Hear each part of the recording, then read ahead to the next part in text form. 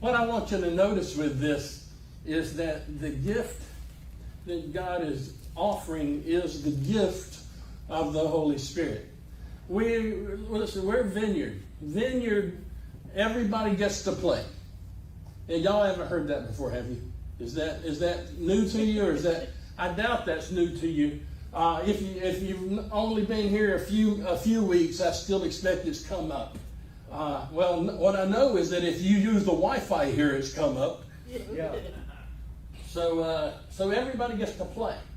And what the implication of that is that we're not any of us sidelined in ministry. We're not any of us who are disqualified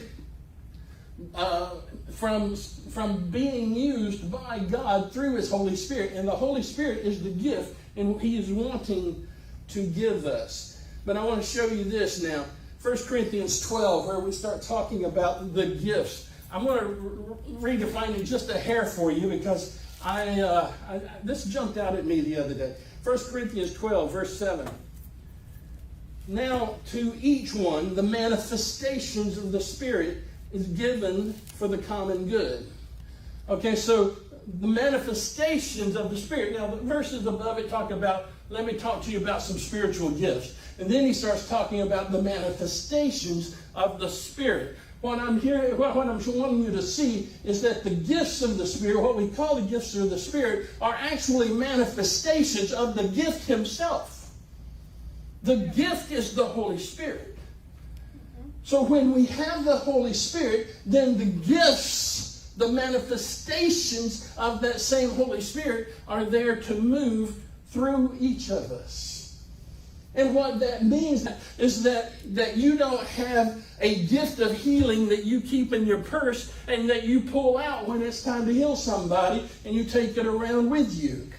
As if that's the one that was allotted to you, and that's the one you're going to use, and I don't have this other one, so I guess in this situation, I'm helpless.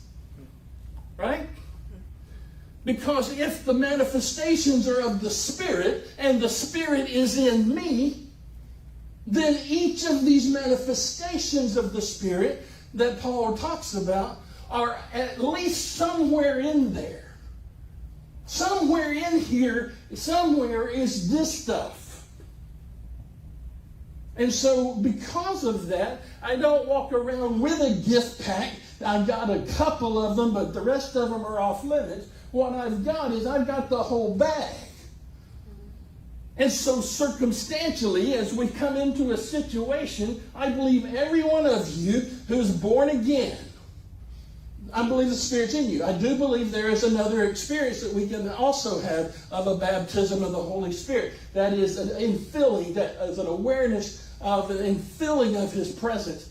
That there's something extra with that, I believe. But if you are born again, the Holy Spirit is already resident in you.